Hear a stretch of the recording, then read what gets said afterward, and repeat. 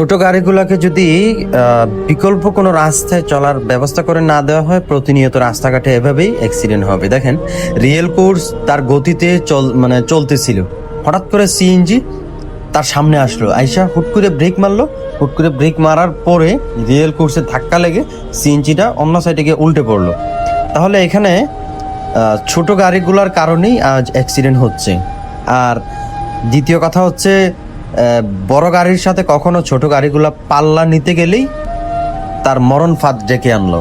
দেখেন, এই ড্রাইভারটা কিন্তু দক্ষতার কারণে এই সিএনজি ড্রাইভারটা জানে বেঁচে গেল, না হয় সিএনজি ড্রাইভারটাও জায়গাতে শেষ হয়ে যেত। এখানে দোষটা সম্পূর্ণ সিএনজির ছিল। আর এই পাবলিক তো হচ্ছে হুজুগে বাঙালি। দেখেন, এই পাবলিকগুলা কি করছে জানেন? এই পাবলিকগুলা এই বড় গাড়ির ড্রাইভারকে বেধুর মার শুরু করলো। কেন রে ভাই? দোষটা কার সেটা খুঁজেন। ও বড় গাড়ির ড্রাইভার হয়েছে, কি হয়েছে? ও যে সিএনজি ড্রাইভার অ্যাক্সিডেন্ট হয়েছে তো কি হয়েছে? কিছু করার নাই। সে কেন তাফালিং করবে বড় গাড়ির সাথে? সেটা আগে খুঁজেন, কার দোষ বা কার দোষ নয় সেটা খুঁজা তারপরে বিচার করেন। ভাই, ড্রাইভার মানুষ, আর আপনি আম পাবলিক, আপনিও মানুষ। দোষ না খুঁজা এই বড় গাড়ি ড্রাইভারকে বেদুর মার দৌড় করা, এটা আসলে উচিত হয় নাই আপনাদের।